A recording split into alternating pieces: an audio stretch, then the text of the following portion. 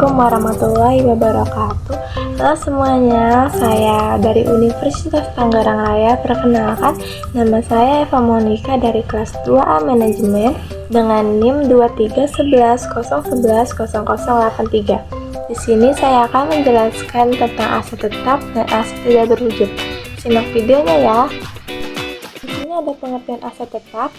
Aset tetap adalah aset berwujud milik perusahaan yang dimiliki untuk digunakan dalam produksi atau penyediaan barang atau jasa untuk direntalkan kepada pihak lain atau untuk tujuan administratif dan diperkirakan untuk digunakan selama lebih dari satu periode. Adapun pengertian aset tetap tidak berwujud. Aset tetap tidak berwujud adalah aset yang tidak dapat diamati secara langsung. Bukti adanya aset ini terdapat di dalam bentuk perjanjian ataupun kontrak, tapi aset ini sendiri tidak mempunyai wujud nyata. Menghitung depresi dibagi menjadi 3 metode, yaitu metode garis lurus, metode unit produksi, dan metode saldo menurun. Di sini ada metode garis lurus. Metode penyusutan atau depresiasi yang sering dikatakan sebagai metode straight-line method ini merupakan sebuah metode yang paling sering digunakan untuk melakukan perhitungan beban penyusutan. Metode ini memiliki fokus pada penyusutan, menggunakan waktu bukan dari fungsi penggunaannya. Metode garis lurus ini memiliki rumus cara penghitungan penyusunan, yaitu biaya perolehan aset dikurang nilai residu dibagi masa manfaat aset. Kedua adalah metode unit produksi. Metode ini adalah salah satu cara dalam menghitung penyusutan akibat tetap yang mampu menghasilkan sejumlah beban penyusutan yang sama pada tiap unit yang diproduksi atau pada unit yang dimanfaatkan oleh aset. Persamaan untuk unit penyusutan produksi adalah depresiasi per jam dikali unit atau jam yang digunakan dalam tahun tersebut sama dengan penghapusan depresiasi. Persamaan ini membantu Anda menentukan nilai dolar dalam depresiasi untuk setiap unit yang dihasilkan aset. Menjumlahkan semua unit diproduksi setiap tahun memberi Anda jumlah penghasilan akhir. Dan yang ketiga adalah metode saldo menurun.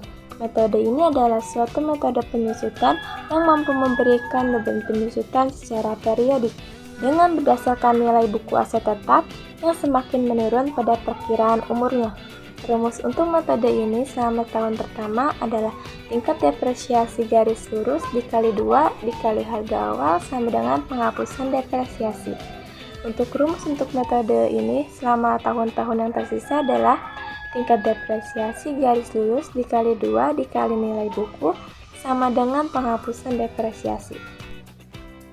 Capital expenditure atau pengeluaran modal adalah biaya-biaya yang dikeluarkan dalam rangka memperoleh aset tetap, meningkatkan efisiensi operasional dan kapasitas produktif aset tetap, serta memperpanjang masa manfaat aset tetap. Biaya-biaya ini biasanya dikeluarkan dalam jumlah yang cukup besar atau material, namun tidak sering terjadi. Adapun revenue expenditure atau pengeluaran pendapatan adalah biaya-biaya yang hanya akan memberikan manfaat dalam periode berjalan, sehingga biaya-biaya yang dikeluarkan ini tidak akan dikapitalisasi sebagai aset tetap neraca, melainkan akan langsung dibebankan sebagai beban dalam laporan laba rugi. Periode berjalan di mana biaya tersebut terjadi atau dikeluarkan. Contoh dari pengeluaran ini adalah beban untuk pemeliharaan dan diperbaikan aset tetap. Ini ada sewa guna usaha aset tetap beserta peraturan akuntansi. Sewa guna usaha atau leasing adalah kegiatan pembiayaan dalam bentuk penyediaan barang modal baik secara sewa guna usaha dengan hak opsi atau opinion lease atau tanpa hak opsi yaitu operating lease. Peraturan akuntansi sewa guna usaha ada 4. Yang pertama yaitu pendaftaran aset sewa guna usaha dan dicatat sebesar harga perolehan.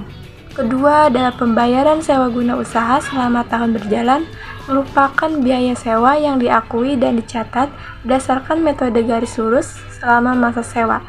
Dan ketiga ada beban penyusutan sewa guna usaha yang disebutkan dalam perjanjian sewa guna usaha digunakan sebagai dasar dalam menetapkan piutang sewa guna usaha. Yang keempat, list memiliki opsi untuk membeli barang modal yang disewa guna usaha atau memperpanjang jangka waktu perjanjian sewa guna usaha. Kontrol internal terhadap aset tetap adalah proses pengendalian yang diperlukan untuk menjamin keamanan, ketepatan, dan efisiensi dalam pengelolaan aset tetap. Pengendalian internal yang baik dapat membantu perusahaan dalam mengelola aset tetap dengan efektif dan efisien, serta membantu menjamin keamanan harta milik perusahaan dari pencurian, penggelapan, penyalahgunaan, atau penempatan aset pada lokasi yang tidak tepat. Menjelaskan aset tidak berwujud pada akuntansi. Aset tidak berwujud adalah aset yang tidak memiliki bentuk fisik, namun memiliki nilai ekonomi yang dapat diubah. Aset ini meliputi hak cipta, lisensi, paten, dan merek dagang. Akuntansi untuk aset tidak berwujud melibatkan pencatatan, pengakuan, dan penilaian nilai. Dalam laporan keuangan perusahaan, melibatkan akuntansi untuk aset tidak berwujud. Menghitung dan interpretasi rasio aset tetap dengan utang jangka panjang. Rasio ini digunakan untuk mengetahui kemampuan perusahaan untuk membayar utang-utangnya tepat waktu dengan menggunakan aset tetap sebagai jaminan. Rumus untuk menghitung rasio solvabilitas adalah rasio solvabilitas sama dengan total modal sendiri per total jangka panjang dikali 100. Jika rasio solvabilitas lebih besar dari 100%, maka perusahaan memiliki kemampuan yang lebih tinggi untuk membayar utang-utangnya dibandingkan dengan jumlah modal sendiri yang telah diberikan. Sedangkan jika rasio solvabilitas lebih kecil dari 100%, maka perusahaan memiliki kemampuan yang kurang dibandingkan dengan jumlah modal sendiri yang telah diberikan. Sekian penjelasan dari saya, kurang lebihnya mohon maaf. Wassalamualaikum warahmatullahi wabarakatuh.